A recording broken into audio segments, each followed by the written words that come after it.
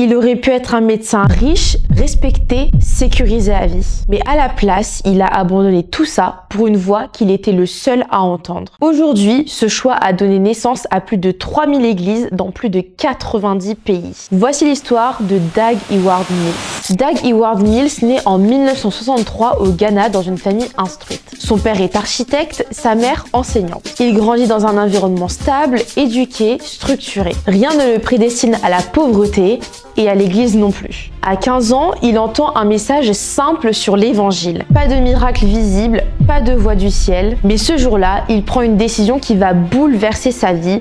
Il donne sa vie à Dieu. Il entre à la faculté de médecine de l'université du Ghana et devient docteur en médecine dans les années 90. Un avenir brillant s'ouvre à lui. Mais pendant ses études, il commence à prêcher. D'abord à quelques jeunes, puis à plus de monde. Parfois sous un arbre, sans micro, sans bâtiment, sans argent. Et là, le moment que personne ne comprend, il abandonne la médecine. Salaire stable, reconnaissance sociale, carrière internationale possible, il laisse tout.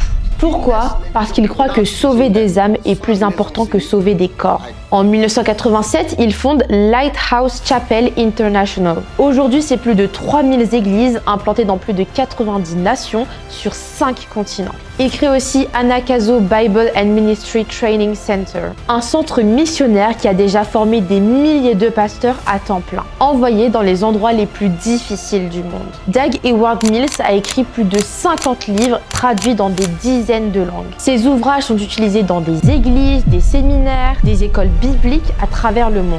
Des titres comme Loyauté et déloyauté, The Art of Leadership, Church Growth sont devenus des références dans le monde entier. Morale de l'histoire, Dag Heward Mills avait tout pour vivre pour lui. Un diplôme prestigieux, un titre, mais il a fait un choix irrationnel, mais pour lui, le meilleur. Celui de sauver des millions de vies sur plusieurs continents. Il a choisi de vivre pour les autres plutôt que pour lui. Matthieu 16, 25 nous dit « Celui qui perdra sa vie à cause de moi la retrouvera. » Et toi, qu'est-ce que tu aurais fait à sa place? Dis-nous en commentaire. Pour d'autres histoires des bâtisseurs de la foi, abonne-toi, like, commente et partage.